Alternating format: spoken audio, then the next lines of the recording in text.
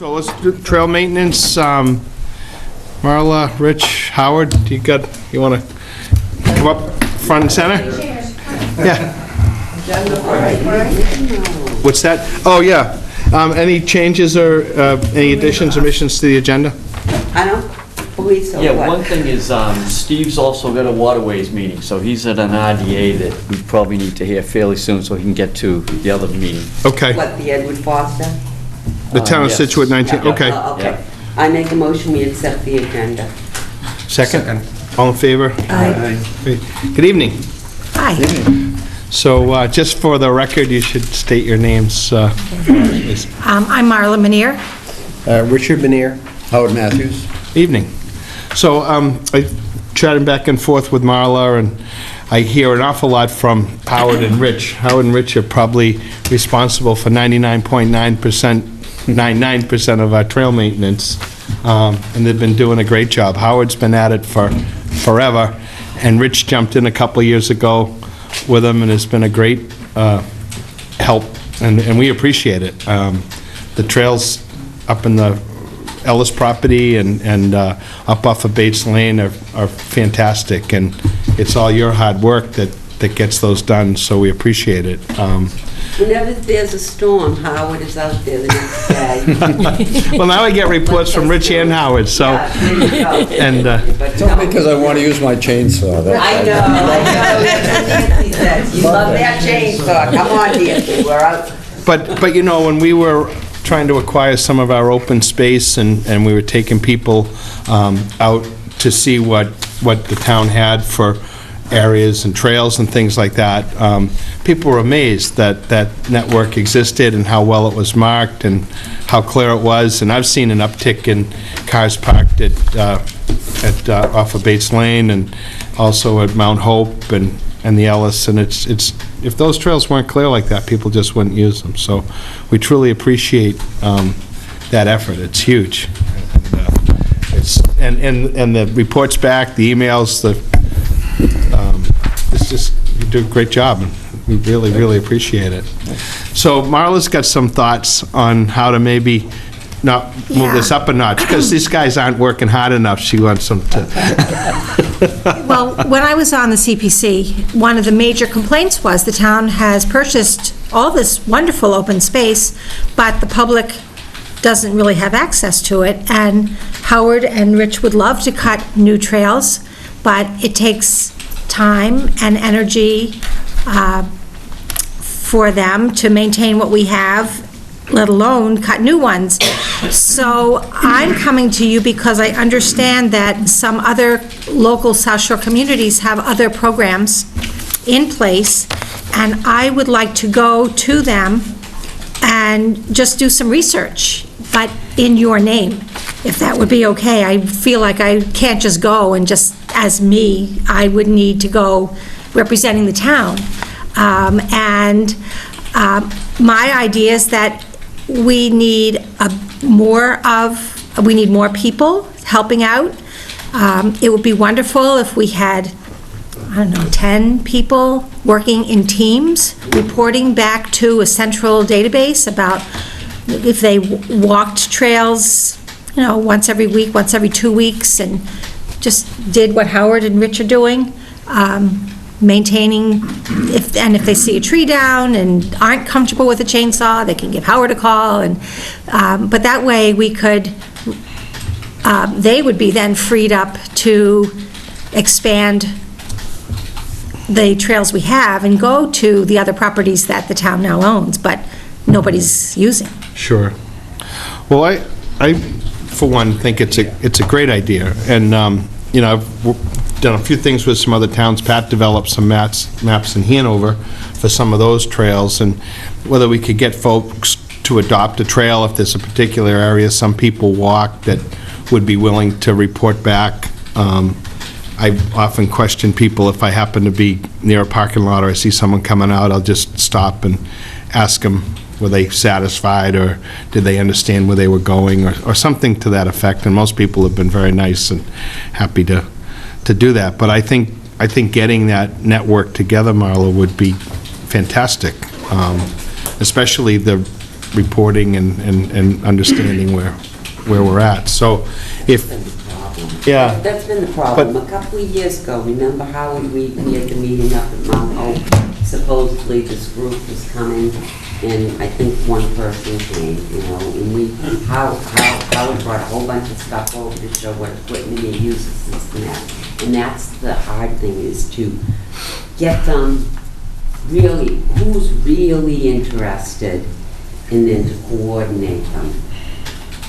But if- That'd be great if I think what Marla's saying is if you want to go out to other towns and, from our commission, and get some input, see what attracts people to the... Right, and then come back and Yeah. report to you, and then perhaps we could together develop a plan for getting more people involved and then enabling new trails to be cut. Right. And, yep. Is there any reason why she could not be an associate member and represent the Conservation Commission? I don't think so. No, Howard's one. I know he is. Yeah. Does anybody bring their sword with them? They can dub her? That's a great idea. Yeah, it is. Yeah, Great idea. yeah, good. Because Okay. There you go. kind of need Great. a point person. Let them do the work you do. I know in some of the towns, the town has a program where I think especially seniors can volunteer or work for so many hours and get some relief from their property taxes. I don't know. Unfortunately, we don't offer that in Scituate. Maybe we could... I think that some of the committees do, but it's a question of reporting to the town. I think there's I think through the senior center, some people are doing that. Okay. But I know that it takes a town employee or a town representative to, that they report to, and then they get their Sure. hours recorded. Oh, good, okay. Yeah. Well, if that was, but that would be fantastic to know. And to your point about new trails being developed, you know that I hope, a meeting tomorrow with Paul Scott, who's our former town engineer, who's kind of taken a point in getting some of these new access roads and parking areas. It's been way overdue, long time coming. But we're supposed to be meeting with the town administrator tomorrow morning and hopefully make the final agreements with some of these pieces so that will start to move forward, because it's gone on way too long. And the access to properties like the Crosby property and the Damon property and Higgins McAllister will finally get rolling. The good news is, over at the Indian Trail, we've been working with a series of Eagle Scouts, and we're almost from Indian Trail out to Gannett Road. So hopefully that trail will, it might need a little inspection and a little tuning up from the masters, but it's a nice new trail that I think people in that area of town could enjoy, That so. looks good, I walked it. Oh, good. Walk it. Yeah, one thing I'd like Marla to pursue, and that is to ask the towns how they lay out the new trails. I don't have that skill with a GPS, and I don't know if it's a special GPS, but to walk a trail, and we saw a little bit of this when we went to a meeting with Wildlands Trust, if you remember. They talked about it. To be able to walk with a GPS and then to overlay that onto a map. And like I say, I don't have those skills. So if we Yeah, can find figure out out how to do it. how they do it, and maybe we can find somebody that does, 'cause Yeah, and you know who would, and then if we could link that to the Scituate Historic Trails that Be great. Lisa put together, it would be fantastic, because people can pull that up online, and I don't possess those skills either, Howard, but I'm sure we can find somebody. Maybe we should volunteer Pat. Oh, yeah. I'll get you a name. get a 13-year-old. Yeah. So, yeah, no, I think I'd be thrilled for you to do that, would really appreciate it. You've already taken care of most of the trails, and if you've got some ideas on a system that would generate some more interest, or get some folks at least participating like that. Be nice to get more people involved. Yeah, and I think once they do, they'll hopefully share that with others. Yeah. That'd be great. Good. Super. Anybody Pat, you wanna, any? No, I'll just walk outside with them. I have a couple contacts I can give them. Okay. All right, great. Want a motion, make an Yeah, associate do we need a member? formal motion to make her an associate member? Yeah. I'm waiting for I'm you. making it. Make her an associate member. I second it. All in favor? Aye. Great. Thank you so much for Congratulations, welcome. doing that. Appreciate it. Thank you. Hope you know what you're in for now. I think I do. Thank you. Okay. Thanks so much. Thank you. I'm going to go to an RDA so we can get the harbor master onto his next ship. Thank you.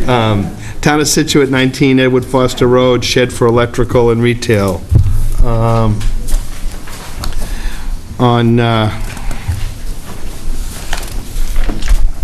November 2nd, 2016, during the 6:15 meeting at the Town Hall, the Scituate Conservation Commission will act on a request from the Town of Scituate for a determination of applicability of the Massachusetts Wetlands Protection Act and the Scituate Wetlands Bylaw to construct a 10-by-14 shed to house the Marina main electrical service and small retail area on property located at 119 Edward Foster Road, Scituate. Abutters and other interested parties are invited to attend. Good evening.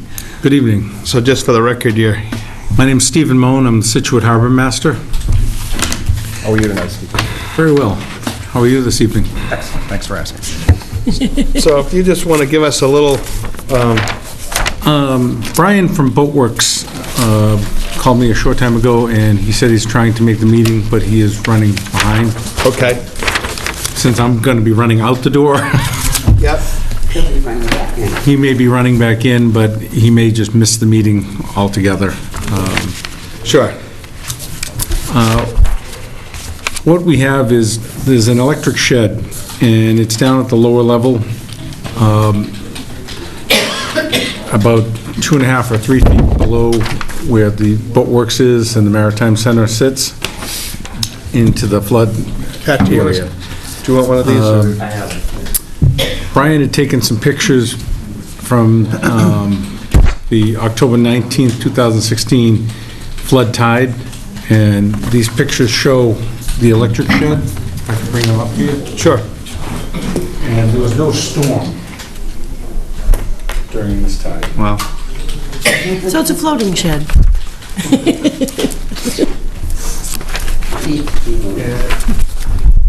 That shed houses all the electric system, for all the docks, and all the floats. It has been flooded in the past. It's actually, all the electric system is going to be replaced. Brian came to me probably in July or August, just before Neil Duggan had retired, and asked me what I thought about if they got a shed and placed it up at the next level up and allowed us to put our electric system in so that it doesn't get flooded out the way it does today. I thought it was a great idea. He was just looking for a little retail space where we could sell some small items to the boaters. It's not retail for people off the street to pull in, it's just for the people that are already there. Right. I thought it was a great idea. I thought it kind of killed 2 birds with 1 stone. Then I'm also not replacing the electric system next storm we have. And it's also, could be a life safety, hazard. Absolutely. Someone could get electrocuted in that Absolutely. water. Yeah. I believe it's a 400 amp service that's in there, so it would knock you across the room. Steve, would that mean that this building will be demolished, destroyed, It taken away? would be probably removed, I guess, yeah. But it would also open up that area, and I think it's just a better system for all. I think it would be good if the building was removed. Yeah, I think we had talked about having. We're always looking for storage space at the beaches and stuff. Yeah. Is it in a condition where it would be worth I mean, there's no relocating? sense in it. More to- And this building would be up at a higher level, right? Right. This building would be up at the next level up, flat where the parking lot is. That's a good thing, isn't it? This is, because right now it's like 3 steps down to get to this. So it would make it a much, much safer system for myself if I had to have to go in there during a storm to shut stuff down. Yeah. Or any of my staff or the fire department. Would you really want to take the shed away, or I know that they keep some other stuff in there around there. Is it required to do Yeah, that? I think that was part of what the deal would be, get rid of the old one that is unsafe and not keep anything there. Bring this up to a higher elevation, further out of the flood zone and away from, where it could be a water or electricity problem. Okay. Yeah. So this is like a 12-foot tide that gets that, to that point? This was that king tide that? This was a king tide. So that was only 12.2, 12.4? Yeah, it was like a foot or 2 feet over like a normal tide. Okay. Oh. Do they need to So do when you anything get else? storm damage, when you get a storm, you could get Sure. a large storm surge, which we've had in the past, and that's why we are replacing the electric service Yeah. completely. So it looks like there's probably some trenching, a little bit of trenching and stuff There is. involved too, because that underground service is. The gonna be- underground service would be dug up right by the pad where the travel lift is. Yep. And rerouted over, up, and put into the new building. Okay. All right. Penny? No, I don't have any problem. Richard, do you want to? I have no problems. I think it's a great idea. Do we need anything more specific than this plan for this? The only thing we'd be interested in, how it's going to be secured to the ground with that location. Is it going to be sonotube with attachment to the, building? Yeah, I know that we talked about it at the building department, and we intend to get some more detailed structural That'd be the only thing information. I'd want to see. Yeah, additionally, I think the talk was of elevating the shed above grade, even at its new higher location, with an accessible wheelchair ramp up to the entrance, and then possibly putting in the flood vents. So because the shed itself is still within the flood elevation, the equipment will be well above the flood elevation. Okay. So we'll be looking at all of those precautions. So I guess from a practical standpoint, do we need anything more formal than this?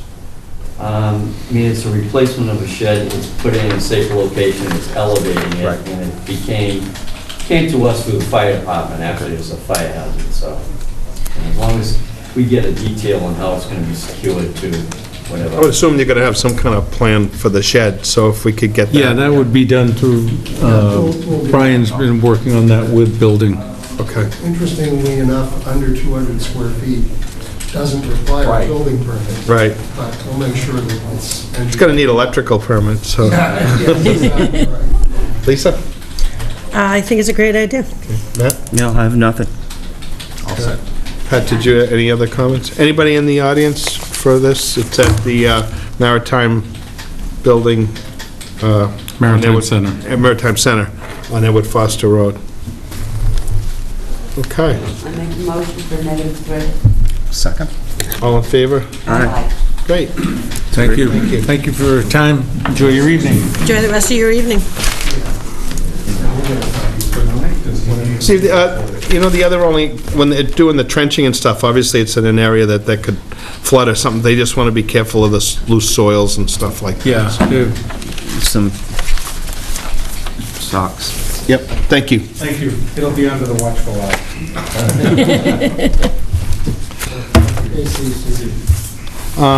Do we want to jump back to a couple of these informals? Yeah, RDAs and informals. The 6:30 hearing is going to be postponed, that's going to be continued until 11:16. We should do a motion. So I make a motion on that right now, Pat. I make a motion, we continue Martin, 264 Clap Road to November 15th at 6:50. Second. All in favor? Aye. Pat, I think, though, with that project, I really would urge you to just send them a letter and say, don't do another thing on that site. Yeah, I Until- sent something this week. I mean, Yeah. Yeah, you did. You know what? You did say that. I mean, and you we've were very nice about it. We've been trying to work with them, but we keep getting these delays, and we've really, I think, been extremely flexible with that, but I just, this continued putting this off, and then New things keep coming up. Yeah. And added, and just don't do any more work. I think that's the only way that they're gonna be at a meeting. I believe the email that she sent back to you, Pat, she did say that she acknowledged that Pat asked her to stop, and she hoped we could sort it out for the meeting on the 16th, Well, you know. But I think we need to be clear so there's no confusion that there is to be no more cease, desist, no more until you come to the meeting and then we discuss it. Right, the other one that's asked for continuance is the 6:50 hearing for 10 Country Club Circle, and that would be also for 11/16. Yeah, but I Okay. can't do that yet. we got another 10 minutes to go, so, Right, just in case people are waiting. Sure, okay, yeah. all right. So why don't we just wrap up the informals? 97 Edward Foster Road? Hello. Hi. A little highlighted map will make it easier for customers. I like to check it. Thank you. I'm Maureen Colvin, the homeowner, and this is Christopher Harrison, my general contractor. Right. We're building the 24 by 24 square addition to the left side of my home. Right. And we had a, what's it called, Pat?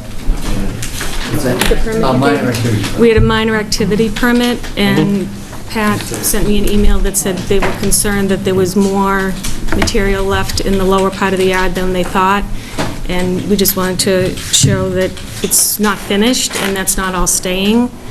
The excavator chose to put that material on what is like an existing driveway from 100 years ago, just so it was on solid ground. And then when the rain came, he didn't have the opportunity to push it forward to this location where it's going to stay. So that's going to start tomorrow. They're going to be back, and that will all be pushed to where it was supposed to go, and there'll be nothing additional left. Everything else will be trucked out as agreed. He was filling in a minor dip that had happened at one point Several at some years ago. time, and just taking the curse off the yard and then trucking the rest out. So the material that's there, she's trying to use as much as possible to fix the yard, and then remove the rest. Okay. So, maybe, Did you go out there? I did. So I recall you're coming to the meeting, and Yeah. Pat and you and myself looked at your plan, and you showed me a small area, or showed us a small area around a statue, and you said you were going to just fill in a little depression around that area. That's still the, But I look at that Expectation. yard, and there's material spread across the whole yard. my understanding was he was just But making... you can't, you didn't ask us for that. You asked us if you could put a small amount of material from the addition around that statue area, and we looked at it, and we said, well, was just outside of I can't remember exactly where the, From the... right. I mean, I'm seeing a good amount of material that's spread across the whole backyard with a stockpile in the back, and we didn't give you permission to do that. No, that's still going to be... You're in, and I think from other issues at the house, you're well aware of what the resource area is. Absolutely, that you So have when to you, put down. when you go and spread material in that area, that's in a protected zone that you need a permit for. And you didn't have one. You had a permit or permission to put a small amount of material right around that sign. I mean, that's a fairly big violation, and absolutely should not have happened. I can speak to... Yeah. When I sent the email after we got, we rode by, took a look, and I sent an email to Maureen, and she said that the intent was to put it where we agreed to with the minor activities permit, and it was a soggy, lawn area with a large truck, so they had to put it where they did. And I said, well, could your contractor verify this? And so, she asked him to come along, and it sounded like the intent is to have it there. It looks a lot worse than it's gonna look, I believe. And then Maureen assured me she was gonna be taking care of it that way. So then, if your contractor wanted to say what the obstacles were when you brought it in there. The ground has been so soft over there, just with all this rain, and it's pushed us back quite a bit from even trying to pull stuff out of there. It's so muddy, and when he backed his truck up, he did back down, not on this driveway that's drawn in here, it's actually further up. When you were there, you probably saw there was a boat that was backed up really far, out of the way, just out of the way. There's a cut there, and I told him not to go into the yard with it because I didn't want a truck to flip over. So he said, all right, and then he had pushed, from, that height as best as possible, spreading it out across it, and then with getting the rain, he was trying to truck out the rest of it. Which is still going to happen. They're coming, as a matter of fact, they're maneuvering first thing tomorrow morning. Anything that's excess will be removed and taken off the property, and we'll make sure that we'll rake it smoothly and put it only to the exact location we said, and then the rest will be taken away or used for backfill when the foundation's poured.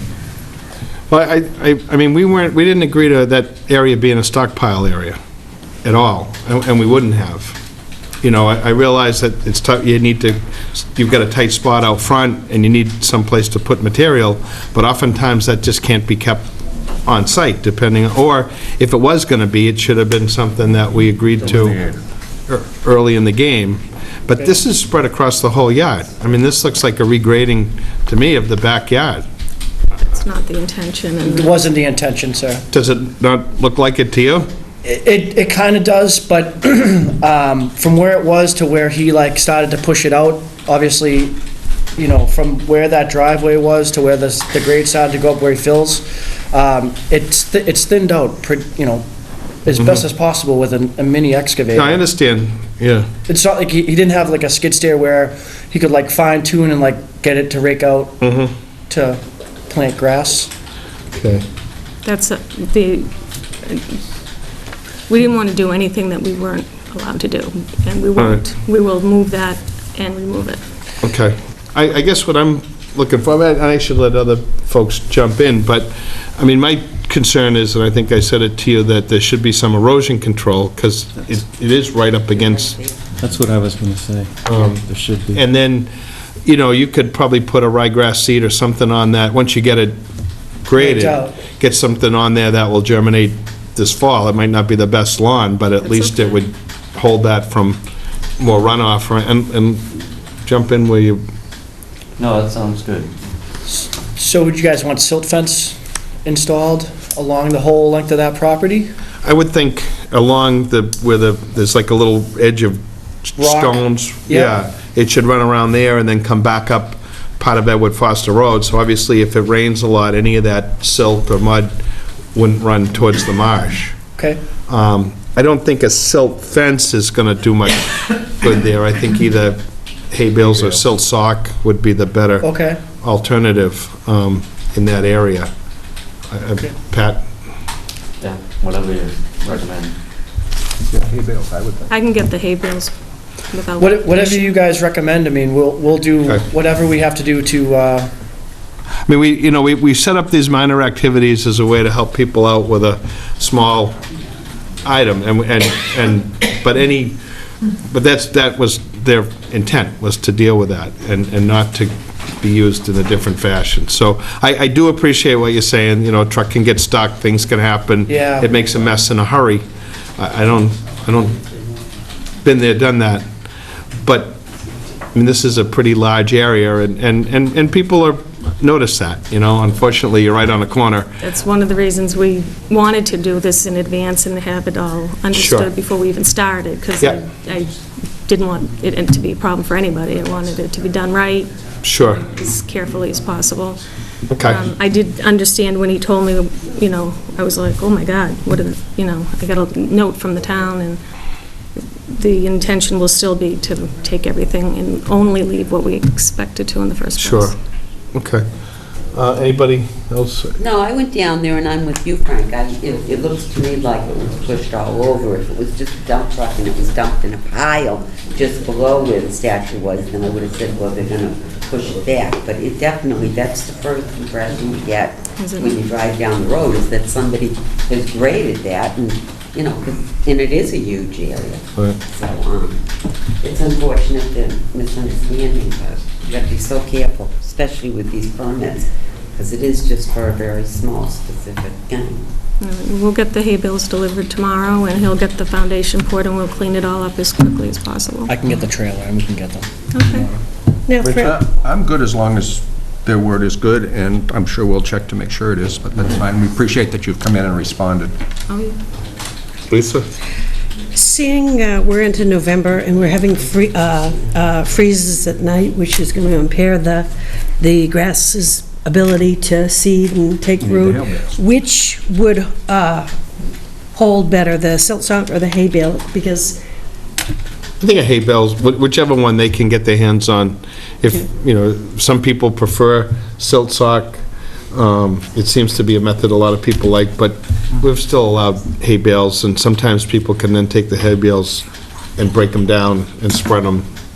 So either one works fine. Is that all right?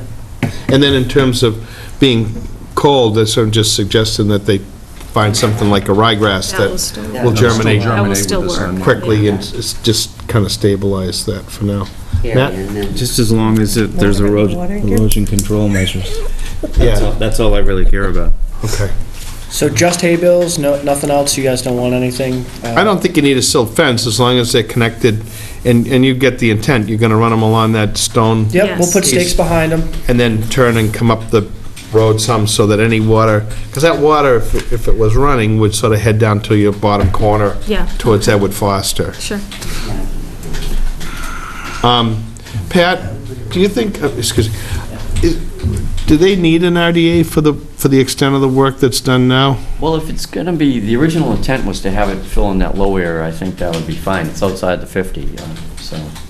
Is all that work still outside the? Well, right now it is, but if it's temporary and it's going to be moved and grassed. I forget, you didn't need anything from conservation for your addition because you were outside the. Correct, sir. Outside the 100. Yeah. Right. Okay. All right. I mean, I think as long as it's taken care of. It will be. Okay. All right. Thank you. Anybody else? No. Okay. Thank you for coming in. Okay, thank you. Appreciate it. Thank you for your time, guys. Thank you.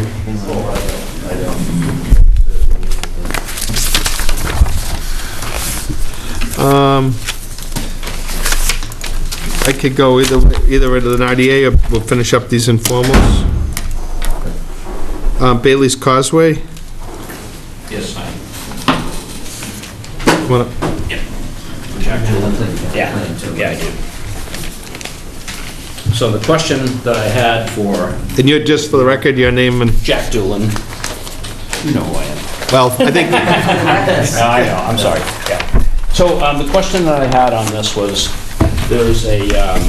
for full disclosure, Yeah, Jack and I went sorry, I have a bunch to of school them. together. I thought we were just going to meet a little bit more informally, but, so this is the existing house here that's going to be torn down, and then we're going to be pouring a new foundation, and I think Conservation's already approved this. That's the little red, Yeah.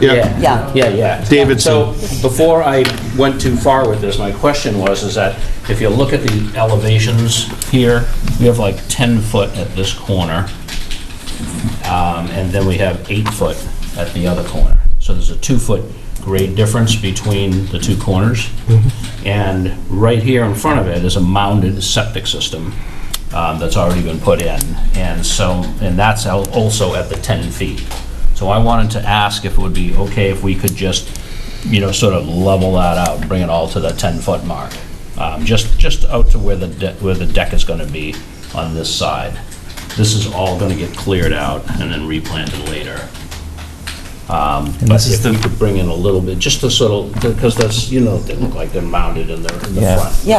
Right. And so there's a 2-foot difference in the excavation, we either have to step it down, but if we could bring in that little bit for just around this side and level it out, I think it would look a lot nicer for the property, and it would take care of that grade difference. On the house. Yeah.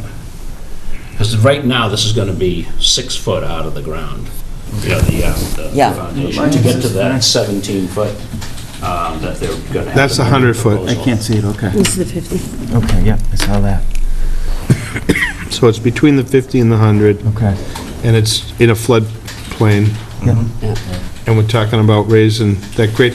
We just discussed this on that, yeah, Yeah. and what was the, Yeah, they were allowed to do it. The question I had was on the vegetation, is that the existing vegetation is the plant, they had that all removed and then replanted, is that what's on the plan? Yeah, that's what they've got. it says here, remove invasive species, Okay. replace with suggestive native plantings, see And there's a few list. trees in there. And then we also have to move the power for these 3 houses. The poles are like too close to the house, so that also has to be moved over to the grade line. Okay. Yeah, so we're working with with power. Who made that call on the fill? Was it us, or did we pass that off to the building department? Well, you asked DEP. Yeah, we did, and You they did said it ask was them. allowed. They asked DEP, right? Right, Yeah. and it was allowed. Yes. Yeah, it was. I think there was the screening, and that was the one thing that came up at the hearings. Yeah. Screening for people, but the elevation, I mean, we're gonna make sure it doesn't cause any off-site flooding. That Oh, would that's be what our I was main gonna say. Right, concern right. about it. So there'll be a steeper grade here, Jack? Yes, yep.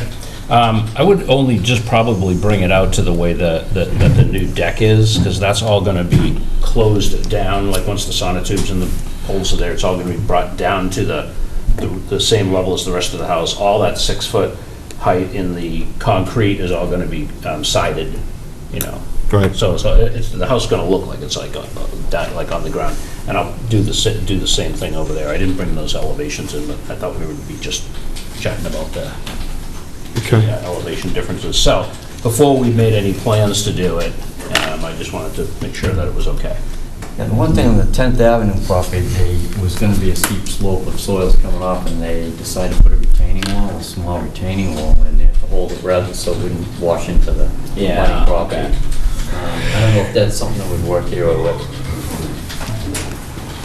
Well, I think, like, everybody, chance, but I think we could entertain some regrading. I think he needs to give us a little sketch or something of what you're doing. There is an NOI for this project. Yeah. So would that be an amendment to that, or just a change, If or? it was a minor amount, it could be a revised plan, and if it were more significant, then it might. Or maybe a revised plan, Yeah. just something we want to catch so that at the time that they do their CFC, Right, it's not a big change right, from what was approved, yeah. right? Yeah, yeah, I think Jack was looking for an idea on what could be done, and then you could send us in something that would. So you're looking for something showing elevation of the house? And control the runoff, right? Is that what we're looking at this way? Or- Yes. Yep. Are you gonna, Salt marsh. are you gonna have Cavanero Yeah. modify that, or are you guys gonna try to do something? But I think we need to have, Right. Yeah, we could get the Cavanero on the as-built, but for now, I think you could do a sketch of a revised plan in the amount of fill. And, Okay. you know, we could run it by, yeah, run it by an engineer just to yeah. have a look at the fill. Penny? Yeah, no, I'm fine with that. Richard? Makes sense. Lisa? I'm all set. The slope's out pretty good there now, already. Right. You know, right into this. Right. You understand, though, we had a public hearing, people could show up and weigh in on it. Now we're gonna change it a little bit, and they just, Right, right. hopefully, it's not gonna adversely affect anybody. So And I think, is this the closest, the nearest house? Yes. And so, the elevation isn't here, it's over here, right? yeah. Yeah, it's kind of like in the front and Okay. then down, Just flattening it out. you know, just to get it. This is actually pretty straight in the back. I forget this. That lady that was just here before us, she was just gonna put a little bit of fill right here. Yeah, yeah. I guess a So there's a little relative to farm. difference between this corner and this corner? Yeah, that's correct. yeah. Okay. Yeah. Okay. I mean, I can do it with a And- step, I can do the foundation by going, like, stepping it down, stepping Right. it up, and. Yeah, but it would it's- look neater. It just, yeah, I think that, you know, So if you we get, just kind of get need rid of that. something that shows what you're doing, so when we Okay. go for the And the CSC, slope, right? we don't, Yeah. in case it isn't the same board, and say, look, this guy, Yeah, yeah. you know? Right. You did, come in, Right. don't show up. In case we find piles in the yard. Yeah. So, just, you think it's necessary, oh, no, as, done on the as-built, I think you said, Yeah. right? Okay. So if you make it, sketch it out now, it's something simple. Yeah, Give yeah. us an idea how much material you think you're Okay. gonna use. Yeah, that'd be easy enough. And give that to Pat, and then he can shoot for a revised plan. Do we need to vote that, Pat? When we see the sketch, we could. Yeah, you get the Yeah. sketch and we can do that. So just to be clear, not just the amount of fill that's coming in, but the controls. Show a little topography. I mean, there's already, Yeah. they're showing erosion control down the side, right? Yeah, Isn't we're it? using an 18-inch diameter silt sock all the way down. Oh, okay. Back. Yeah. All the way down that side and back here. It's 170-something feet. Yeah. So you think that would be So sufficient? they've already got erosion control Okay. in place, or will have. Okay. So, And then once the plantings and everything, the new plantings or whatever are That done should now. absorb most of it. yeah. Yeah, Yeah, yeah, okay. Okay. okay. You want a planting plan? Well, I think there's already calls out for a planting plan. I think Okay. that's, Yeah, it it does. does. It's asking that it gets Oh. replaced with, from the list. Okay. Whatever that list is. From the NOI. All right. okay. All right. Great. Thanks very Thanks so much. to see you. Have you started? No, working on, pulling numbers together for the whole project, and this is gonna be part of it, so, Good. yeah, so I just wanna ask and see if it was like a good option to go with. Sounds good. Yeah. Yeah. Okay. All right, thank you. Yeah, no, she had said something about, what was it? That she has, Janie's got the recorded order from the registry, Okay. and then there's something about some official instructions you need to get one with that. Oh, The DEP number could be posted, the sign, the DEP file number. Yeah. That could be posted. Nice piece of cardboard, mahogany, what do you want? That would be fine. painted a white sign or something with the DEP file numbers on it. Yeah. The other thing is, what those call for is that you have a pre-construction meeting with Pat. So you're going to want to contact Pat, and whether it's on site or in his office, go over that and make sure that all the stuff's in place Yeah. prior to getting started. Okay. All right. That's all in the orders of condition. If you just need those to read, Yes. The last couple of pages are what's critical. The Yeah, front part's that's- pretty boilerplate, but Yeah. the last few pages will, Read it if I'm having trouble getting to sleep at night. there you go. Okay. All right, thanks Well, very much. read it anyways. It's a Yeah, good, All right. Thank you. thank you. Good luck. 39 Surfside? Yeah. Hi. Good evening. I'm Jeff Robards. I'm looking at acquiring that house and about to sign a contract to do so, but one of the contingencies is whether we can build a garage with a second story on it. So trying to understand the feasibility is important for me, and I figured Pat suggested that I could come in and do sort of an informal here, so that's why I'm here. I Okay. have some sketches. Frank, I gave you this too to take a look at. This is the DEP requirements around what you can build and how high in a A-zone. Thank you. Just kind of also the questions I have are on here as well. So what side of Surfside is it? Is it away from the water or Yeah, right there's on the a water? picture, there's actually photos Okay. on the third page here of Okay. the house, so you can see exactly where the house is. There you go. Nice. Frank, this is 39 Surfside. Yeah, it goes by 41 or 39, they both, Remember the patio, the next door neighbor's yard, and Scully's yard, and we made them, the neighbors put the patio on. It's the old Coast Guard station, or life saving station. This is Zoob's house. Yes, okay, there you go. so yeah, I figured I'd include pictures so you could see it, and, Yeah. so, my goal is just to determine whether it would be feasible to construct a two-story detached garage adjacent to the house, and understand what the requirements might be from a conservation perspective, from a design and construction, in order to develop more detailed plans and seek formal approval. Also, I'm trying to learn what I have to do so I can estimate what the cost will be, because obviously if it's going to be cost prohibitive, then that's going to influence whether I want to move forward with the house and with the construction.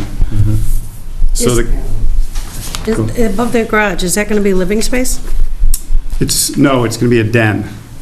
So it would be a, Well, that's living space. okay, I don't see these, I don't know the terminology. I thought you meant bedroom or something like that, but the idea would be, it would be a den. There would be interior stairs inside the garage to get up to it, but to get to it, you'd actually have to exit the house, go into the garage, and then go up to get to the den. I have 2 teenage boys, and there's no place in the house right now where they could hang out. And so the idea is this would be that kind of spot. So it's heated and the bathroom and all? No bathroom. So it would only be insulated and electrical. No heat? Well, Oh, yeah, heat. you know what, though, I don't think that's really our, I mean, what we really should be thinking about is, do we think this structure could be built on this site? And I think we just need to be careful with how far we go with this. I mean, to be quite honest, we've got folks here tonight for different hearings. I understand. And you've got a pretty lengthy list of questions. Typically, you would go to an engineer or an architect or somebody like that and look at the feasibility of doing that, and hopefully they'd be pretty well versed in the code. Okay. So that they could tell you all these questions. I mean, if we are here tonight and we said, you know, we think that could work, and then you turn around and spend thousands of dollars on a plan and then come back to us for a permit, and there's something that we missed here tonight. Right. And Well, and then we- that's, this is just a first sort of idea of feasibility. I'm not trying to get answers to all the questions. Obviously, I have a list of questions here, but these are sort of the high-level questions, and, you know, I'm just trying to get some comfort, because I don't want to buy the house if we can't do it. And the next step from here would be to, you know, assuming I get a reasonable amount of comfort from you guys, the next step would be to talk to an architect, an engineer, a builder, and get some comfort from them, and just get a general feeling. And then, you know, obviously, I'm going to be taking some risk, and I understand that, but I'm trying to minimize the risk as much as possible by increasing my own knowledge of the situation. Is this detached now? At one point, it was going to be an attached garage. Is it going to be? The way it is now is if you look at the drawing, you see the outside deck extends around I think he's. the front and the side. Right there. Yeah. Part of that's a patio, so that's stone, so it goes from decking to stone. It would be adjacent to that stone. So it wouldn't be attached to the house, but it would be, I mean, And there's literally adjacent to the stone there. There's an entranceway at the rear, is that? On the side. Okay. So there's stairs Yeah, on the side, those would have to be removed. yeah, So the blue space is roughly where the garage would be. okay. Yeah, it does look. And if you look, there would be stairs on the front of that patio. So there's a stone patio on that side of the house right next to the Yeah. Right, garage. And then the right. deck extends from the patio. So the idea would be to basically have a door immediately opposite the entrance door to the house that you see there that goes into the garage. I think, you know, the reason I asked is a lateral expansion of a home is treated differently than a separate standalone structure. And we have a whole building code, you know, all the different options, and DEP is weighed in on all these, so. Okay. I mean, Pat- I know it would require a planning board approval and zoning board of appeals, so before you go too far, as Frank is saying, before you spend a lot of money, make sure it's something that is possible with both of those groups. Okay. If you're detached, it's a whole different set of requirements. Okay. We had talked about, we had a shed that was was actually in the velocity zone. This is AO, this is AO3, yeah. We had one in the velocity zone that was on short pilings attached to a shed. The water could flow under. I don't know if living space above triggers a full piling on that, or whether if there's just a flow area underneath, it would be good enough under Wetland Protection Act. What did we Yeah. do with the one down Hummerock that was just in? The garage, The garage. yeah, that was the same footprint. I understand it's Yeah. the same footprint, but did we just do breakaway panels? Yeah, Yeah. yeah. Same footprint is different than. No, Yeah. it is different than new, Yeah. but I'm just asking, we did do that, and we Right. had living space upstairs. Right, And breakaway panels. yeah.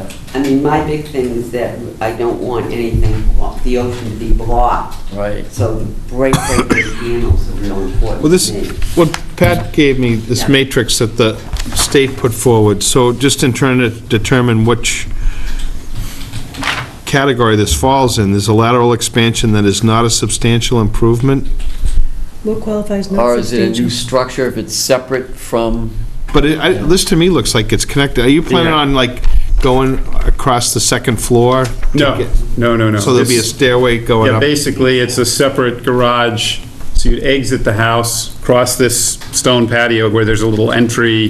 This is not there's like a little entry here, but then there's a covered walkway, which is on the stoop here. So basically, you exit the house through the existing exit, and there'd be a door into the garage. I So it's see. a separate structure. But it would be just adjacent to this stone patio, so I don't know how that classifies it, to be honest. So, Is this Just- little building here on your property? Nope, that's a separate homeowner, separate lot. I think it used to be, ironically, the garage for the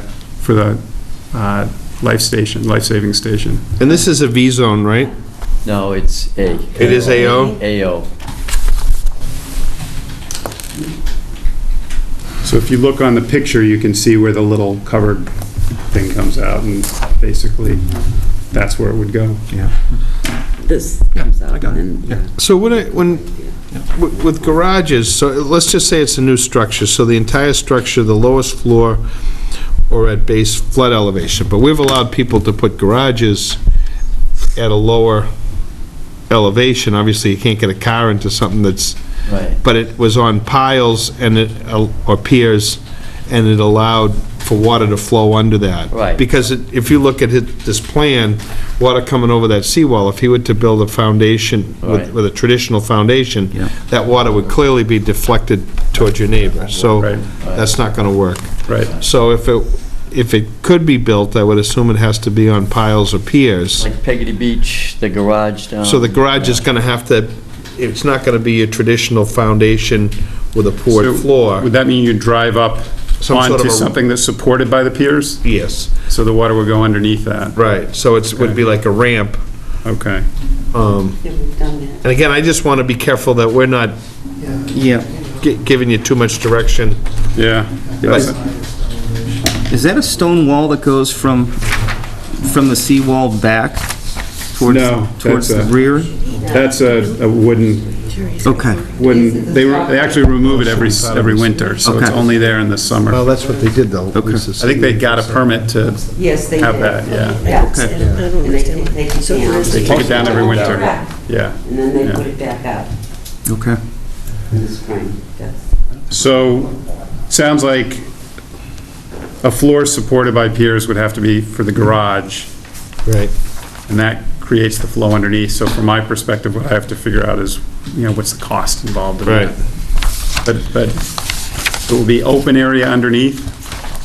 There'd have to be some open areas so that water could flow underneath Yeah. that garage.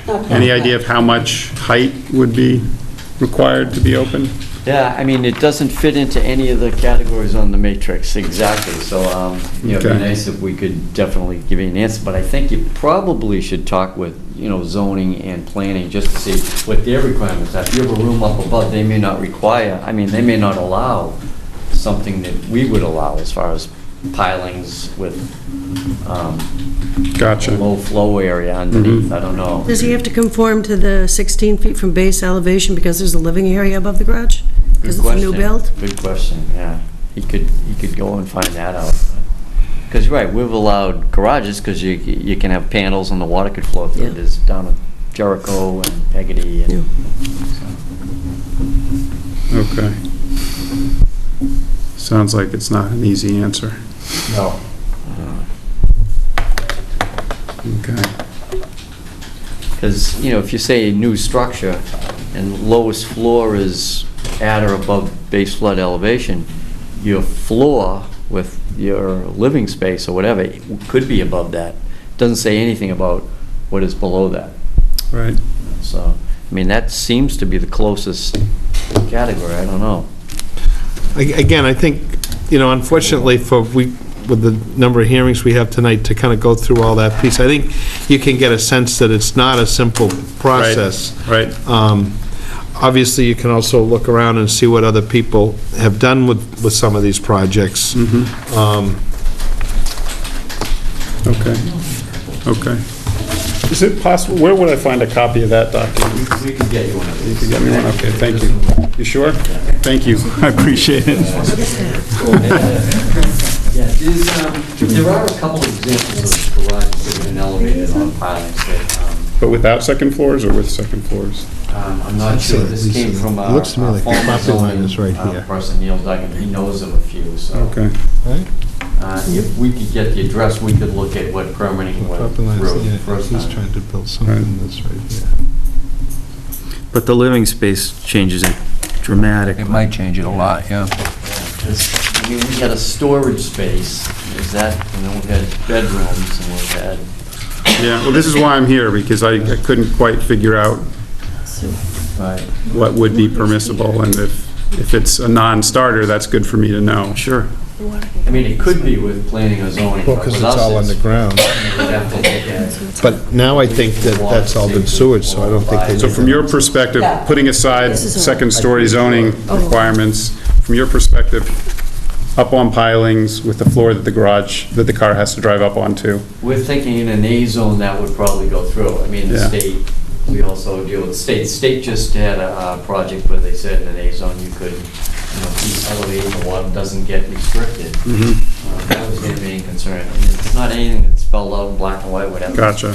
And then from zoning, it's whether you can actually have a living space on a structure that's on pilings like that. That might be a We waiver have or a house on planning board pilings, I too. don't quite Yeah. understand. Well, you're adding it, you're making a larger impact on a lot. Yeah. So a key question that I would hope to find out, though, is how high that car floor would have to be, because that, to me, is, if it's got to be 5 feet, that's really impractical. That's not going to work. If it's a foot and a half, that's different. It's, But again, oftentimes, that's why, these plans are fairly complicated, so folks typically Go to an wind up with engineer. an architect that's designing that will typically get with a structural engineer Yeah. and a surveyor, and everybody's looking at those elements together Yep. to do that. The permitting for that is a little complicated. I just want to make sure, that all got put on sewerage, right? So that on-site septic system's not, It's going to be removed. okay, So they're going to do it before, if the deal was, once we reach the agreement. existing septic system gets removed. And they're going to hook up the sewer. They've already agreed to do that, I get you. so Okay, that would have to happen first anyway. all right. Well, it's a great spot, but those are complicated places, so. Yeah, it certainly sounds like it. Well, thank you very much for your time, I appreciate it. Good luck with your endeavor. Yeah, we'll see. I may be back here, I may not. Well, Thank you. Thank you. thank you. Well, remember that you came and asked, how's that? 25 Bayberry? How are you? My name is John Barron. I'm from 14 Bayberry Road. Hey, John. Pat gave me permission to come in and take your time briefly. if Sure. That's okay. I understand that there was a formal and informal meeting on the 5th of October on your previous meeting around 25 Bayberry Road. Yeah. Paul Sharon has an old, Yes. 100-something-year-old house. Yeah, I saw some of the emails. My reason for coming to this meeting and requesting your time, thank you, by the way, I appreciate it, is I wanted to raise a little bit more awareness to 25 Bayberry Road, the property, and I was surprised to hear this week, after calling Concom, the office, after seeing some very, very heavy pile-driving machinery come onto the property, that when I called, there was a permit for light machinery to do soil testing, and they were literally had a major piece of machinery testing pile drives, very close proximity to the salt marsh. So my goal today, as an abutter, was to first of all kind of raise awareness with the board. Those type of activities was, my assumption was that there would be a public hearing, abutters would be notified, and those type of activities would be something that I would be notified of in advance. So I guess I have more of a question around that. I also, I guess the explanation I was given was that the property was so wet that they couldn't get light machinery in there. And that seems kind of strange to me, given that my thought around the process was first and foremost to receive permission to kind of do things like that from a board like yourself, having an abutter review. So I know you're all very busy. First of all, I want to ask you all to come down to the site, because I believe it is going to come up for a formal request from you folks, given the informal hearing, I'd welcome you to come down. I also want to, call your attention to a few things about this property that I think is very unique. It was built on 100 years ago. It was developed in a very unique way. But this property and the intended building of this property is fully within the 50-foot buffer. Some of it's even closer to 10 feet, would be my estimation. It is in very, very close proximity to the salt marsh line. And if you folks are aware of Bayberry Road and this piece of property, you could come down and just simply see that.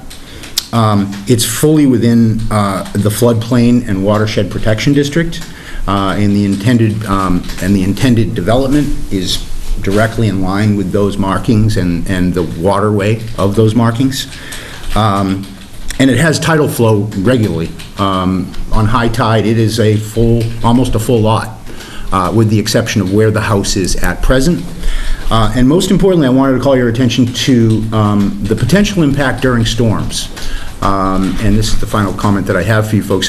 During storms, it's much more impactful for Bayberry Road. My house has never been touched. I've lived there for 20 years plus, fortunately. But where they're intending to do that development is a major release of tidal water for all of Bayberry Road. And the recent development they've been doing on the septic, the shared septic system, where the water used to go, is now even built up even higher. So the funnel of actually storm and tidal activity through that area is extremely critical, in my humble opinion, to both the street and the neighborhood. Where they're doing the test pilings with the very heavy machinery is exactly where the tidal flow and everything comes in and out. My main message here is I was hoping as an abutter to be notified of major activity that happened earlier in this week, and Pat was kind enough to allow me an audience with you folks in an informal way to raise your awareness to the property and ask that you consider all the factors that I have in front of you. So appreciate your concerns and coming in. Thank you. A lot of the things that you mentioned tonight, should they decide to go forward, they'll file a notice of intent with this commission. They'll be coming in with a set of plans, and hopefully their engineers and architects and all will address the concerns that you have. The house has to be built to a certain elevation. It's in all those resource areas, so they have to meet criteria of a foundation and other requirements. They can't shed water onto other people's property or direct water to other people's property. So all those things have to be addressed. It is also a pre-existing home that's there, so they do get a little bit more leeway than, say, a brand new, if there was a lot there that had nothing built on it, it might not be able to be built on it. But where there is an existing home, people have the right to be able to change that, either elevate it or... absolutely. Or alter it, if they decide that the structure's just not worthwhile, that they could do that sort of thing. Oh, of course, I understand. But I all wouldn't of want to that... give you the impression that I don't, if I brought the property, I would certainly feel the right and the right to build on that property. I certainly wouldn't want to give you the impression. But all those pieces will get addressed at a notice of intent. To your point about the testing, I believe they notified, did we get notified that... They came in for an informal, and we issued a minor activity permit. For them to do the testing, and it's typical in that area. They're trying to figure out, I would assume, if there's peat or marsh underneath that, was that filled? Okay. So that's one of the things that they would need to know in terms of trying to determine their foundation. I completely understand. So the first thing they'd want to do, is try to determine what they're going to need to build a foundation with. And so in some cases, they do that with an excavator, go in and dig a couple of test holes. Sometimes on a site, there's some perk tests that get done depending on... Familiar with all those processes, right. Yes, sir. So, and sometimes if it's real invasive, they could file an RDA to do some of that testing work. But if it's just a couple of either drilling, either boring or driving to get an idea of the resistance, they can do that with a minor activities type thing. They really shouldn't be doing any big disruption of, not digging or disturbing a lot of earth. It's primarily just trying to get a sense of what's there, so they know how to plan their foundation. I certainly understand your point. I guess my understanding and my definition of what's light machinery versus heavy machinery, I guess I'm a little confused with. It seems relatively strange to be testing pile drives within feet of the salt marsh without actually any permit associated with expansion over to what's 30 or 40, maybe even more away from the existing house. So it seems really strange that they're testing an area that's in such close proximity with such heavy machinery without, I'm sorry, it seems a little bit cart before the horse. It seems that first the permission should be given for that level of heavy machinery. I haven't been out there to see it. I don't know whether... Is it a core sample? I was out there. It was samples, but it's on an existing area of lawn. And I guess the building department told him he had to take, I don't know, it was 3-4 rings out there. He was talking to Neil. And so he went out there with a small piece of equipment, and he said that he could reach in and do it easier with a bigger piece. And he thought it would be less impact. So he met with a contractor. I think he was from the North Shore. And that was the explanation. But it's an existing area of lawn.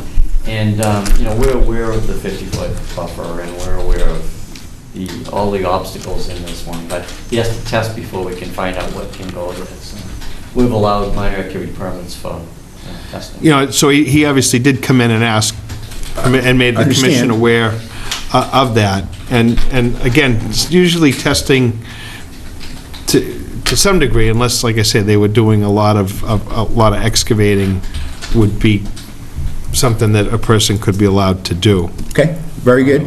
But again, I guess the light machinery versus heavy machinery definition isn't really, you've seen the machinery, you saw the picture of the email, I'm probably sure.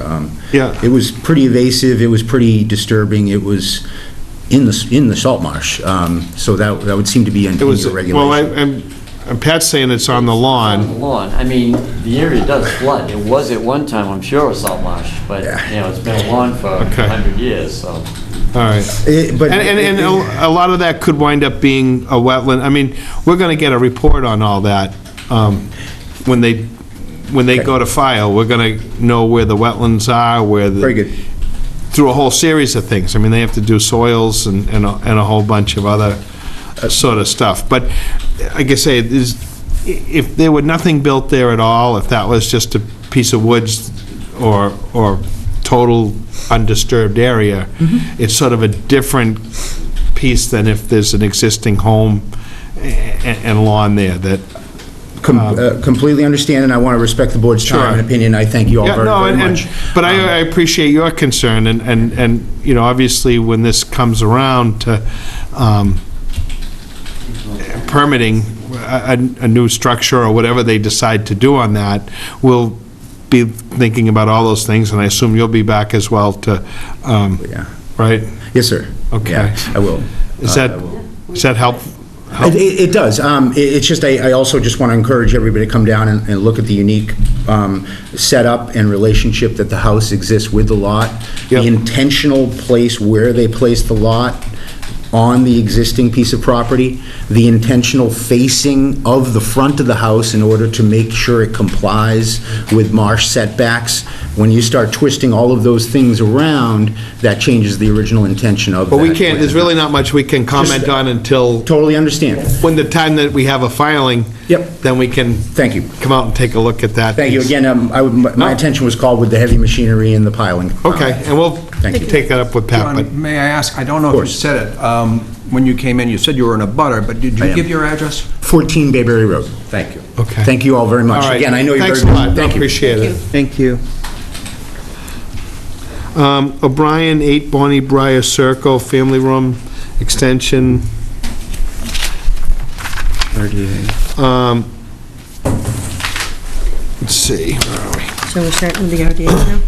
Yeah. On November 2nd, 2016, during the 6:15 meeting at Town Hall, the Scituate Conservation Commission will act on the request of Susan O'Brien for a determination of applicability of Massachusetts Wetlands Protection Act and the Scituate Wetlands Bylaw to build a new family room extension, rear landing and steps, and new front porch on property located at 8 Bonnie Briar Circle, Scituate. Abutters and other interested parties are invited to attend. Good evening. Good evening. My name's Bob Vogel, and I'm representing the O'Briens tonight. I live at 22 Manlot Road in Scituate, and am designing this small project for the O'Briens. They have 2 little girls, and soon to be 3, and I think this family room is something that they really are going to utilize very well. I think, distribute some drawings. I've got maybe a little bit clearer drawing here. Okay to approach the bench? Sure. No formalities here. Yeah, there you go. So it's really quite a very simple project. Right now, there's a garage, there's the main house, which is a typical Garrison colonial in the Arborway development. This was a breezeway. At some point in time, it got closed in to make it sort of a three-season breezeway, but it's still slab on grade. What we want to do is basically take this whole thing out and create a new 22 by 12-foot family room. This part being new construction, this part overlapping or overlaying what's there already. So it's a pretty simple little project. The reason that we're before you tonight, obviously, is the presence of wetlands back here and the 50-foot buffer zone line, which comes quite close to where the intended construction is going to lie. In order to make sure that that 50-foot line isn't trespassed over, the construction's basically on sonotube pilings. This space is actually, these 2 plans need to be turned 90 degrees to correspond with this, but you'd have 3 sonotubes across the back in line with this wall, or just inside it, and then cantilever slightly over those. And then the rest of this construction is similarly on sonotubes. The closest approach to the buffer is actually these steps and this one sonotube, but it's still a few feet away. And during construction, Mike Beery is going to be the contractor, and we'd be very careful to stay outside that line. Well, that's really the whole thing. Bob? Yeah. Is that grass in the back now? Yes. Right. Yeah, there's a lawn back there. So though you're not going to disturb any vegetation, because obviously just to do the sonotubes here, you're going to step into that 50-foot buffer. Yeah, But there's no question, but that's an existing lawn. That's what I'm asking, so Right. there's no vegetation would be torn up or No anything like wetlands that? vegetation, no. I mean, the house was done with the rest of the Sure. Arborway development, Yeah. probably in the 60s. Yes, it was. Before there were restrictions on that 50 feet. Exactly. And then the lines that are now established were established to replace the septic system with a new Title V system in 2011 when the O'Briens moved in. So that's where, the documentation came from. Penny? No, that's all I had. Richard? Good. Lisa? No questions? Yeah? I'm good. So this is really right between the house and the existing garage anyways? Right. We're just going to fill in that Just that slot. corner gets a little closer. Correct. Pat?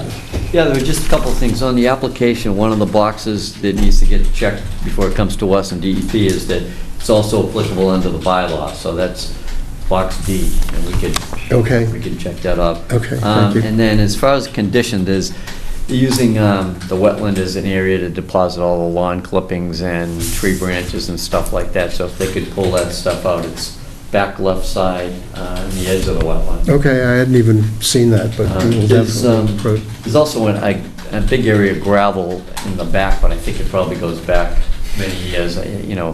They shouldn't add to it. If it's been there a long time, we'll probably leave it where it is, but it's, it's within 20 feet of the wetland. But it's pretty compacted. It may have been there forever. So. Is there anybody in the audience for O'Brien at 8 Bonniebriar Circle? I make a motion for -3. Second. All in favor? Aye. Great. Thank you very much.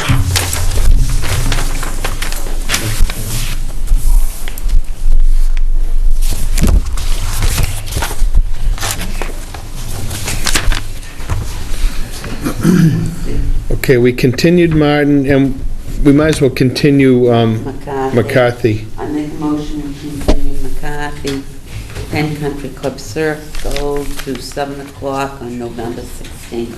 Second. All in favor? Aye. Great. Raphael, how's it going tonight? Good, how are you? Good.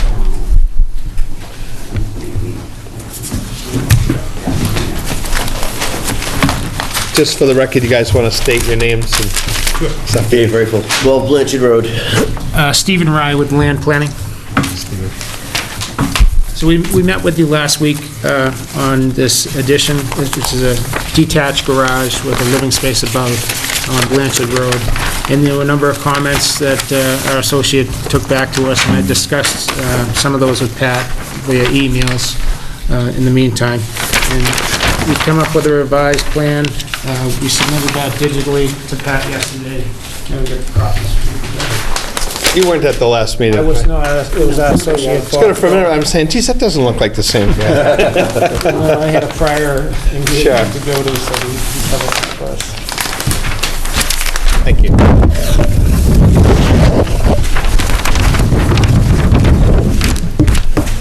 Thanks very much.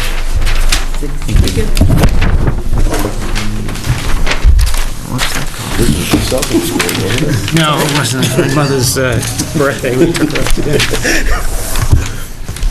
So, a couple of the comments that came back, I know we had comments about the flood elevation and referenced the recently adopted floodplain, revised firm floodplain elevation. So we provided the new elevation on the plan, which you see up by the roadway, elevation 14, and a reference to that just above the title down the bottom. The other item I talked to Pat about, there was some discussion about what type of surface you wanted on the extension of the driveway to get to the garage. We're suggesting that it remain pavement because it's existing pavement now. If you do shells or gravel or something like that, it's just going to be a washout problem from water running down the driveway and heading toward the wetland in the back, the salt marsh in the back. So we're leaving it, left it as pavement there. And we've also provided areas, the impervious areas existing and proposed on the plan, so you can see those. Those are just above the stamp on the plan. So we've basically got about 2,337 square feet existing, which is the shed, a driveway, and the house. And then the additional impervious areas, 784 square feet for the garage, and the driveway 256 for a total of just over 1,000 square feet. So just to give you an idea, down the bottom, we've got the actual existing impervious coverage for the site is about 15% now, and we'll go to about a little over 21% with this new improvement. So there was some discussion about whether or not subsurface infiltration system might be required for the roof runoff. To me, it seems like it's a small percentage increase for the site, and the water that runs off of this site drains back over the existing lawn to the salt marsh. It doesn't drain in any abutter's direction. So we haven't provided any infiltration system for that. If it's something that you really feel is necessary, we could do that. But as of now, we didn't think it was appropriate. And then we've indicated in a note on the plans that the building plans for the garage and the in-law space will meet all local, federal, state requirements for flood protection, meaning breakaway walls or flood pass-through areas. And that'll be provided on the building plans that's submitted to the building department. And then there was discussion about whether maybe some mitigation was appropriate. And we talked to the botanist at the site as to some plantings that we might plant out there that will give you some wildlife value adjacent to the existing salt marsh. And so we proposed planting some beach plum. There's 6 of them along the back property line nearest to the wetland. And I did have some discussion with Pat about whether there's a special permit required for this, and David informed us that he had been through the planning board, special permit for the accessory use of the garage and the living space above it, so he has that permit already, was issued in June of this year. And I think those pretty much covered the issues that I had heard that you had with it, and He did a good job reporting back to you. Penny? No, we got some plantings. I don't know how you feel about the driveway being asphalt all the way in. Yeah, it sounded like it wouldn't work as well if you either had a gap between the two solid surfaces or if you put it at an angle like that, so.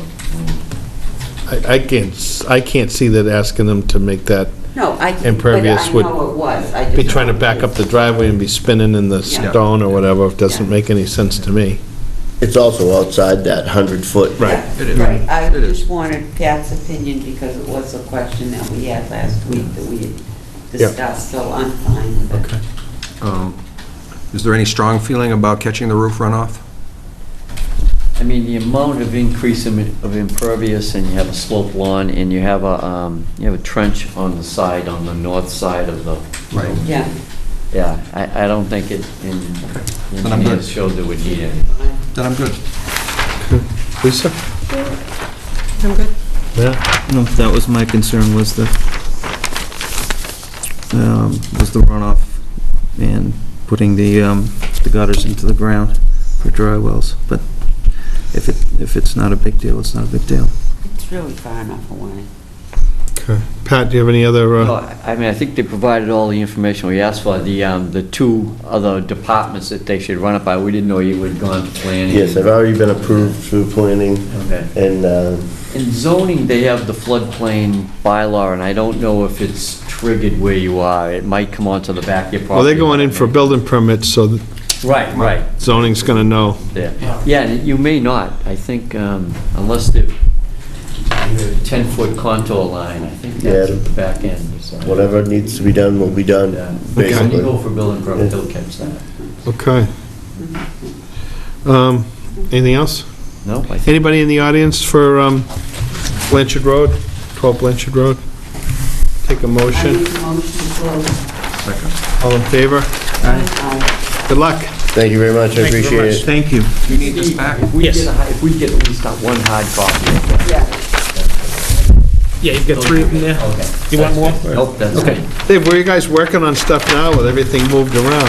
I'm over on the Driftway still, Okay. bouncing between there and wherever. Stuff scattered. It's scattered. I kind of like it. Yeah? Yeah, change of scenery. I guess that's good. A little change of scenery.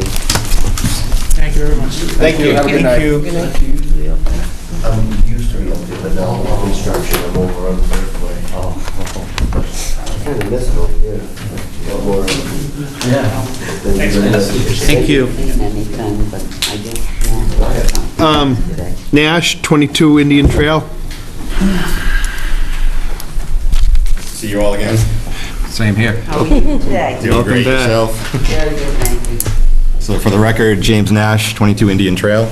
Good evening. If you'd like me to summarize. Sure. So last time, we discussed our project, which is to tear down an existing deck, rebuild it with a kitchen extension, a deck, and a screened porch. You expressed concerns that our plans weren't exactly up to your specifications. They were missing a civil engineer's stamp. Our architect bring his site plan to an engineer just to verify all of his calculations. He's done that. Another concern you had was the wetlands delineation that was made there was made pursuant to a septic project. Yep. So you wanted me to run down just to make sure that what Brad Holmes had done there was what needed to be done. I contacted Mr. Holmes, there was nothing in the file from that 2013 NOI. I contacted Mr. Holmes, who then emailed Pat and explained his methodology for that delineation. Okay. Are you good with the? Yeah, he didn't use DEP data forms, and he didn't do a narrative, which, on a septic, sometimes if you're more than 50 feet away with the septic, we didn't require the amount of detail. So what we could do is, the line is what it is, and it looks accurate where it's flagged. We could probably just say if there was any future work that was planned out there, the next one would trigger a flagging. But we could live with this, because he did within the last couple of years go out there and flag it. Okay. And the whole thing is in the wetland. It's an area that's, it's a tough site. You wouldn't be able to build it now, but. No, I have no intention to. Yeah. This has been fun enough. The wetlands are hanging off the back porch pretty much, the flags are so close. But that can be typical and still have a lawn. I mean. Oh, yeah. It is a lawn right now. Right. Yeah, right. The other question you had was about the excavation of the sonotubes. You were concerned that they may use a bobcat. They will not. There's no way to get one back there. I confirmed with my contractor, he'll hand dig everything. Okay. And you also asked that we think about erosion controls or filtration. So we've indicated on the plans here that we would look at, I think they call it a SOx filter or whatever it is. Silt sock. Silt sock. Is that do you think they need that where there's gonna be the sonotube? Sonotubes, you probably could buy with a silt fence, which would be a little bit. Whatever's cheaper, it works for me. Yeah, the silt fence is just like a nylon fencing with some stakes, and they just put it there so that the work doesn't go out into that area, so that If you would. had an excavator in there and you're disturbing a lot of soils, it would want a full silt sock, but this is hand dug, so. Is it, do you want to pick a spot where you want them to locate that? Oh, on the plan, there's not even any stockpile area, so, I'd say just outside where the guy's doing the work, if he's gonna be digging, if you're close by that. We'll just go we'll go right down the delineation. Well, that might be a little hard to work with if you were like 10 feet off the addition or something like that. Somebody needs some room to do the framing, and especially if it's a lawn. I think if you were 10, 12 feet off that addition and just had that along there and they didn't go out beyond that, it'd be fine. Sure. And, what we don't want them to do is be spreading around a bunch of that material. And I had to make a note on here that we'll spread it elsewhere outside the 50-foot. Okay. Penny? No, I think we're all set now for the official final. Thank you. Richard? We made you work hard for this. Now we're going to be nice, man. Now I'm an expert, so. But it's worth it. In the end, you'll be happy. You won't have any problems. Yeah, we need to move in, so.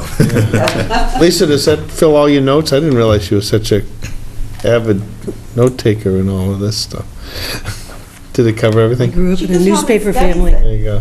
Pat? No, I think you did a great job. Thank you. I just don't have a good memory, so I write it down. Pat? Good luck with it. Thank you very much. So I'll hear from you at some point. You close, and then they'll have the paperwork ready, and then you post the sign. That'd be 2 weeks till the vote takes place, but. Okay. I made the motion to close. Second. All in favor? Aye. Thank you all. Yeah, we could have conditions ready next time, too, so that both bring the conditions in, Yep. Come back for that, or? You don't have. You don't have to come back. Right. When you get the conditions, you need to record them at the Registry of Deeds. Yeah, I'm aware of that. And then, talk to Pat just a little bit, one of them says like a pre-construction, but, everybody's pretty clear on that, you probably do that with Pat in the office or something to I that just effect. put the DEP number, you'll have a file number, and you can post that so people know that you've gone through. Okay, thank you. Take care. Order of conditions, get Steve out of here? Yeah. We're here. He's not even paying attention. He's listening. Kind of like. He's listening. Attention to everything. Yes. Do we have an order of conditions for, Oh, yes, wait a minute. Yes. We have and I Diamond read them. Development? Diamond Development. Where are they? Yes. I make a motion. Diamond in the rough. Accept the orders as written for Diamond Development, 290 Hatherley Road. everything that we mitigated is in our... Okay. Yeah, I even read It them, and I'll looked good. second it. And this is under the bylaw only, and it gets complicated when you send everything into the state, but Steve's gonna handle that, so. Steve understands. Make sure. You've been very easy to work with on this. You know, a diamond is just coal under pressure, that's all. You guys revised lands up and coastal zone flowing disturbance something today?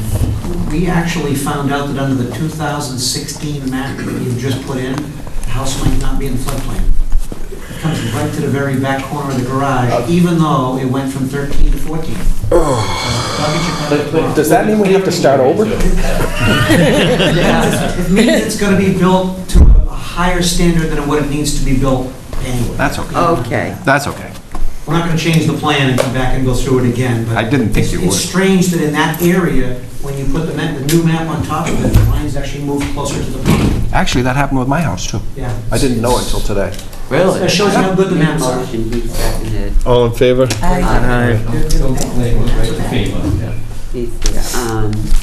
right. There's a condition. Want to finish up the orders with Mead? Yeah, Mead, lot 1A and 2A.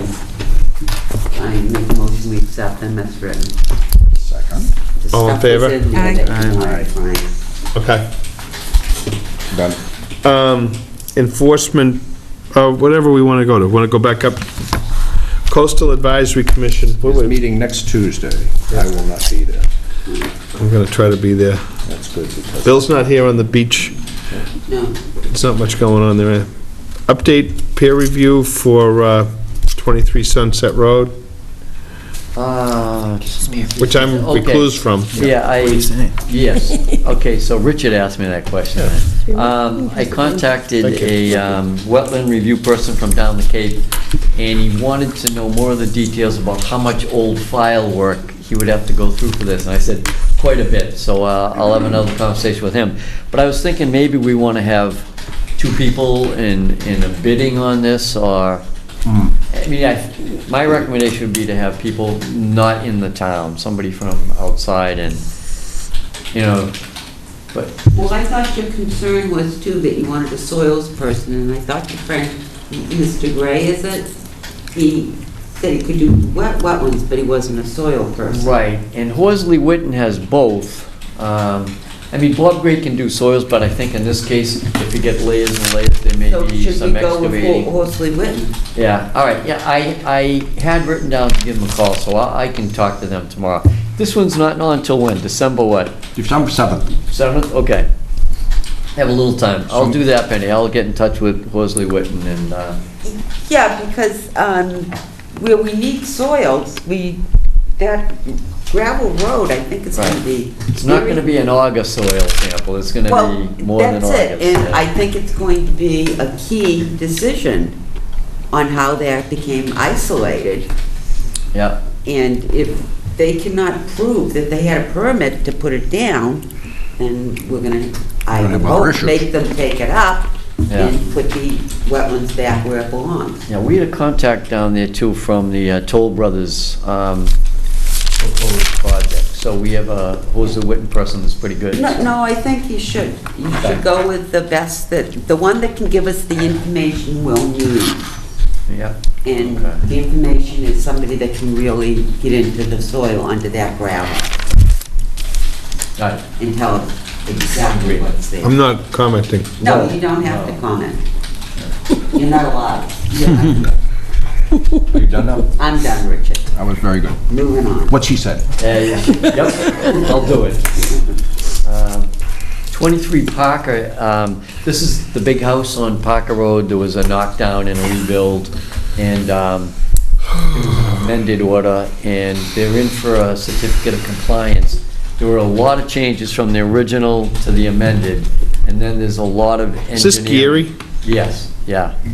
So this one is a little bit complicated. You think? I pulled all the paperwork out. I have it. I think we need to sit down and have a meeting with, I don't know if he'd want to meet or if he'd want to send his attorney or his engineer. Yeah. And just to go through it, and somebody from the commission too. Yep. Could you tell me which house you're talking about? The big one with the big slope in the back, and they were gonna have a retaining Oh, all right. wall, and, yeah. They were gonna have a huge retaining wall, and then they came back and there was a It's little like bit the of, there was some, first house a small on piece of that. wetlands at the base of that wall. Yeah. And Yes. we had a lot of hearings and discussions. We yeah. might have even lost a member on that one. Yeah. Yeah, maybe two. And, Yikes. But I do remember that. the original plan was to bring the lawn out to a, level lawn and then a drop off. And the amount of fill needed for that was really expensive. They said, we're gonna get away from that. We'll have a slope lawn, a lower they wall. terraced it, the whole thing changed quite a bit. Right. Oh. Right, and there's a lot of conditions, so I figured we'll hash them out and then we can have a vote at the meeting. Yeah. The site visit, I went by there, and a lot of the area down below where it was all wetland that we said don't touch it, it remained untouched. So it's mostly is the stormwater Did they put up the structure. wall? I believe it's a smaller stone wall, there's so much brush I couldn't see from the back. Remember, we all went Well, I out think there was there. a stone wall. Oh, you mean Yeah. originally? Yeah. Yeah, there was, no, up closer to the house. Oh, there's- Right, but this was way down the bottom. Yeah, right. Yeah. Right. So, and I know Bill was, The maintenance shed for Contacted Scituate Country Club is Right, almost in yeah. that, you go in that lower road. Right. And then they have all their mowers and stuff Yeah. Yeah. all at the base of that thing. yeah. That So we'll- was an interesting. Yeah, I mean, we'll try to get it back on for the 16th, maybe we can meet between now and then. Okay. And we did Elwood Foster, didn't we? We did Edward Foster. We've done all the informals. Yeah. Enforcement discussion. Oh, we had a good meeting with the representative Rousseau and the attorney. Really? Yes, we did. Engineer. Yeah, this. Yes, we did. This guy, Anatoly. Anatoly Darov, He Beals and Thomas, where is he with? Burns and Levinson Ross out of close. Boston. Burns and Levinson, and his, we had a good meeting, and he understands things need to be cleaned up, but he really wants the history of what MBTA was supposed to do on that site, and what Russo's is supposed to do on that site. So it's not just the files we have to dig back a bit. And I think he's willing to work with us, but I think it's... Oh, he's willing to do the deal. Yeah, I think we can come up with something. convoluted. That's an expensive proposition for him. Yeah. Wow. So we have a little research to do. I mean, the order is pretty clear. Where are those files, Carol? He's enthused. Oh, yeah, because those boxes are heavy. But he understands that Board of Health agent looked at the site, saw a gas. Is there any, line. like, immediate things that they can do just to stop some of the real... The issue is he wants to get the person who is maybe renting this property to do a lot of that. And he wants to see what the original wording Good luck. was. Oh, yeah, it's more than good luck. And it may not even be a rental, it may be That's a right. informal... Handshake. We know. It's not. We know. Is there a, Well, so, no, but I think, is it, so go ahead, I man. was just gonna ask, is there a 21E aspect to this? There was at one time, but it was a dump and a contractor's yard, and it was everything out there. So Oh, there was at one For time. years, no But, years. But there's still, There may be again. there's still petroleum hanging around back there? There is some, yeah. Oh, yeah. So I guess that's I mean, isn't there some sort of enforcement? Are we comfortable that this isn't migrating towards that marsh area right now or anything? They've got the storm drain blocked off, but the issue for them is they would probably like to sell it, so they're gonna have to, I would guess, do a 20. No, but I mean, if there's pollutants that are there now, Right. isn't there something that we can move on to make them take some immediate action to at least Yeah. arrest what's there or clean up? Right. The first thing we had to do is, all right, the oil, looked like they did oil changes in a certain area, and there was stuff spilled, and they put down sawdust and all sorts of stuff. So that was about 50 feet from the storm drain. We got that storm drain capped, and we had them scrape away, but that's still another 50 feet to the well. So there's one step that's been taken, but now we want a full, look at the stormwater Right. structure that was approved. I mean, It's a whole order. It could, I mean, the petroleum could be subsurface too, and Right. and just Right. leaking through. I mean, most oil changes that were done years ago, there was a floor drain where the oil went. Right. And they weren't collecting waste oil back then. Right. Right, and this area, there was such a history to it. When these guys took it over, there was like, well, we know there's a lot of things out there, just don't make it worse, was Yeah. pretty much what they were told. Yeah. So. But then there's a couple of big piles of ground up asphalt that will need to be moved, and the person who's maybe renting the property has to move it. Oh, They're they bringing dumped him, it there. they've written a letter to, Oh, Yeah. excellent, yeah, okay. so. We tried Progress. we did, but we did try to stress that this just couldn't sit, that there had to be progress. This is East Beach Road, that's the one. And we better hear back from him soon. Yeah, he's waiting for me to just grab some information from the MBTA. There's two here. Oh, is this, oh. Contractor shed off the Driftway behind South Shore Auto, and then 25 Egypt Beach is the other one. Yeah. This is where Bill lives. Any word on the 25 Egypt Beach? I write an email each week to the Yeah. engineering firm that's supposed to be plotting that. They seem to be very busy with other things and haven't gotten to this, so I'll write again this week. I just don't Again, know what why can we do don't to put tell a them deadline just on to replant what they took down. Well, we want to get it on a plan where the area, the exact area is. We have some flagging out there, but let's not have this one turn into a pear farm. Let's get this one Well, that's why to a I'm saying, whatever specific. you cleared, it's obvious where it cleared. Right. I mean, what's grass is Napa. grass, that's Yep. been there forever. 48 But what is Yep. cleared, just go replant it and stay there, then you go Right, on. but part of it's in the wetland and part of it is in the buffer, so we're trying to. But still, just plant everything. Right. Well, we want it done right. We want a wetland person out there and a real full planting plan. Right now, we just have a flagging. We don't have it on the plan. We haven't had the enforcement Why? hearing. Why hasn't it been done? is The what I'm asking. wetland person has given it to the engineering firm. So why isn't the homeowner on their case? I need this yesterday. Right. Yep. Not at leisure. Right. Because, The person has made Because- contact with them. because nothing can be planted pretty soon until next spring, Right. Right. you know? Well, we could tell them the same thing we told these other people. If it's a area that's all torn up and there's a possibility of any silt or anything running towards the wetland, then they ought to get a silt sock or hay bales at the back of the property, and then they ought to at least, seed it with something so that Yeah, it, to hold if it. it's that bad. I've never gone there to see it. It's It's good big. size So area. should we The whole direct them to get backyard. some silt? Okay. uh, Yeah, we had thought the plan would be in place sooner, we'd Yeah, start. so- Okay. It's been I going think, on for a we while. just told these other people to get on it, so I think that they need to put erosion control at the back of the property, Yep. and then maybe seed it with something to hold it for the winter, Yeah, and we'll revisit. Okay. Because it doesn't look like it's gonna get done this fall, Okay. all right? And then that's when people have the, oh, well, they forgot about us. No, we're not going to forget. Okay.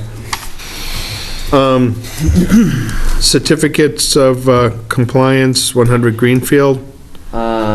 This was the one, there was a partial, and we wanted to look at the planting plan, so I went out there, and one area is planted, the other area needs, hasn't had much done, so I recommended the 12 original plants that were proposed for that area need to be put in, and a couple of conservation posts, and then there's an area where there's some old railroad ties that have been dumped on the edge of the wetland. They're gonna remove those. So he was gonna jump on that this week. and- So the answer is not tonight? Not tonight, but he's, Okay. could be next time. Okay. 46 Woodland, Cal, can you have that file by any chance? I don't think so. Woodland. This one was, we asked for plantings Yeah, in the to the backyard. left of the driveway area. And they put the plantings in. They're along the edge of the property, and I'll have to look at the minutes to see where we asked them to put the plants. But I think other than that, everything was done. This was the one where it was a last-minute certificate of compliance because they had a closing. And we had asked for the number of plantings. So they have the right number of plantings, but I'll look at the minutes to see where they're supposed to go. Thanking them. Well, they're all along the edge of the woods, which, I mean, it's a good area, but I don't know if we said that or not. I'll have to check. Do you want me to quickly look? You have them? Well, we don't, All right, we can, So what you're saying, they have planted they have something out planted, there? yep. That's all I wanted. And they removed the big pile of woods, stuff from the woods. There were trees and all sorts of stuff. Looked like the whole neighborhood dumped stuff there. They cleaned the whole thing Oh, out. could be. Yeah. that's good. Jackman? So, are we issuing 46 or not? How about if contingent upon them having put the plants in the right place, we can issue it? Yeah. Because that's the only thing I'll say in it. They did get rid of all the debris. And 261 Central, that one is all set, Carol, right? Yep. That one is an old one from many years ago, and all the information we had was satisfied, but in those days, you know, there wasn't the level of details there is now, so. No. Gillespie, are we done with them? Hey, last but not least, okay, on this one, the plantings have been done. And, you know, you need to make sure they take for a couple of years, so they're looking for a certificate of compliance, and my thought was maybe we get something in escrow. The stormwater review was done by Merrill, and he was satisfied with, even though the driveway was moved, less trees were taken down, and the impacts aren't going to be any worse than they would have been. So it's a matter of what do we want to take for escrow for the plantings to take. Any recommendation, Pat? It's small area. Well, we looked at it. Was there like it was like a dozen plants? I think? Yeah, it's as big as this desk. It's not a huge area. I mean, I think that we had put more than we needed in one recently, and I wouldn't think it would even, you know, it'd be under $1,000. I would. Well, make it $1,000 and make it worth it. Okay.